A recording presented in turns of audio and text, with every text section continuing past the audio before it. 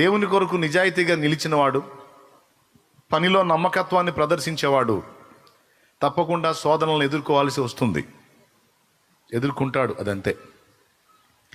మనుషుల చేత ఎదుర్కొంటాడు, దయ్యాల చేత కూడా ఎదుర్కొంటాడు. దేవునికి నమ్మకంగా ఉంటే దయ్యాలు శోధించడం మొదలు పెడతాయి.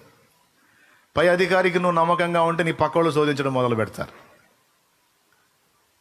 ఫ్యామిలీలో నువ్వు నీ భర్తకు నమ్మకంగా ఉంటే నమ్మకత్వాన్ని కోల్పోయిన స్త్రీలు నిన్ను శోధించి నిన్ను కూడా పాడు చేయడానికి ట్రై చేస్తారు.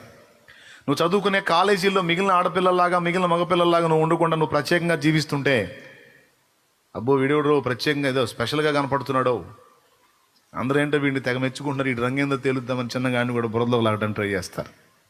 ఆడపిల్లలు అంతే. మనందరం ఏమో తేడాను, ఆమె ఒక్కతే పరిశుద్ధురాల, ఆమె సంగతి కూడా తేలుద్దామని అవసరమైతే ఇతరులని ఆ వ్యక్తి మీదకి ప్రేరేపించి డిస్టర్బ్ చేయడానికి ప్రయత్నం చేస్తారు. దేవుని కోసం నిలబడితేనేమో దయ్యాలు ఎగబడతాయి మన మీదకి.